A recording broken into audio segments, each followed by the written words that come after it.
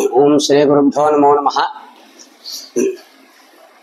धर्मसंवर्धिन्यंबा समेत प्रणतार्तिहरनुடைய கும்பாபிஷேக வைபவ பிரயுக்தமான வேதபாராயணம் ரொம்ப விமர்சையாக நடந்துருக்கு. நம்ம பெரியவா காஞ்சி காமகோட்டி பீட்டாதீஸ்வரர் பாராயணத்துக்கு விஜயம் பண்ணிட்டு இருக்கா.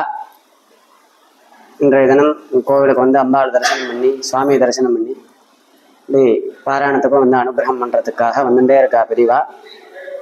ரொம்ப இந்த வைபவங்கள்லாம் நடக்கிறதுக்கு நிறைய புண்ணியம் இருக்கணும், நிறைய முயற்சி இருக்கணும், பிரயத்தனம் இருக்கணும்.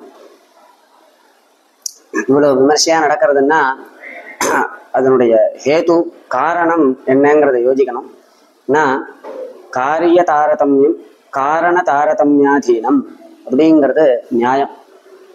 ஒரு காரியம் அப்படின்னா ஒரே காரியமாக இருக்கலாம், அதை பல பேர் பண்ணலாம். ஆனால் ஒவ்வொருத்தர் பண்ணுறச்சியும் அது வெவ்வேறு விதமாக இருக்கும். அதனுடைய பலன், அதனால் அடையக்கூடியதான ப்ராஃபிட், அதனுடைய ஒரு பிரகாசம் இத்தியாதிகள் வித்தியாசமாக இருக்கும். அது என்ன அப்படின்னா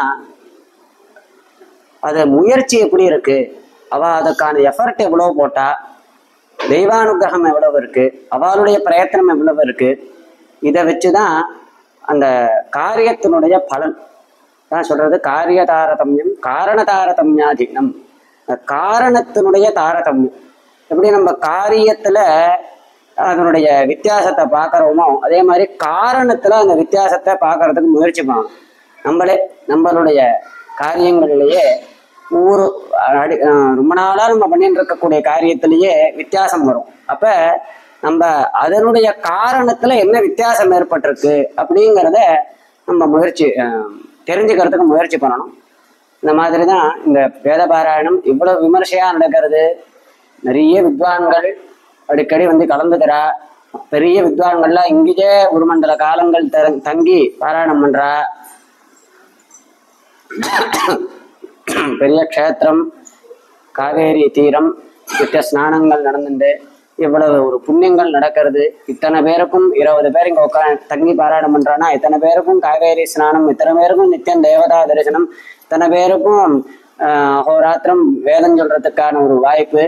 இப்படி இன்னும் வர்ணக்கிரமம்னா அதை அனுசந்தானம் பண்ணணும். அத்தனை தடவை அந்த அக்ஷரங்களை மறுபடியும் அனுசந்தானம் பண்ணணும். அதில் இருக்கக்கூடிய லட்சண விஷயங்கள்லாம் ஞாபகப்படுத்திக்கிறதுக்கு ஒரு சந்தர்ப்பம், அவகாசம், இப்படி இத்தனையும் கிளப்தி பண்ணி அவளுக்கு சந்தர்ப்பணைகள், பிராமண போஜனங்கள் இதெல்லாம் ஏற்பாடு பண்ணி பல தனிகால் ஆஸ்திகால் பக்தால் எல்லாரையும் பிரபுக்கள்லாம் இதில் அன்பயப்படுத்தி இப்படி எல்லாம் நடக்கிறது அப்படின்னா அதுவும் இங்கே திருவையாறு க்ஷேத்திரத்தில் மசூலிப்பட்டினம் வெங்கட்ராம பாட்டிகள் அவளுடைய ஒரு கிரகத்தில் பரம்பரையில் வந்ததான பிரஜைகள்லாம் இது சேர்ந்து நடத்துகிறா.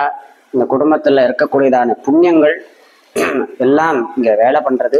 இது பூர்த்தி அடைஞ்சு இது மாதிரி நிறைய பாராயணங்கள்லாம் நடந்து எல்லாரும் வேதோக்தமான கர்மாக்களை ஆச்சரணம் பண்ணி சிஷ்டாச்சாரத்தோடு இருந்துட்டு லோகக்ஷேமார்த்தமாக காரியங்களை பண்ணிட்டு இதனால பகவத் அனுகிரகத்தை அடையறதுக்கு பகவான் அனுகிரகம் பண்ணணும் அப்படின்னு சொல்லி இந்த வார்த்தையை இங்கே பூர்த்தி பண்ணுறேன். ஹர நம பார்வதி பதஜே ஹர ஹர மகாதேவா.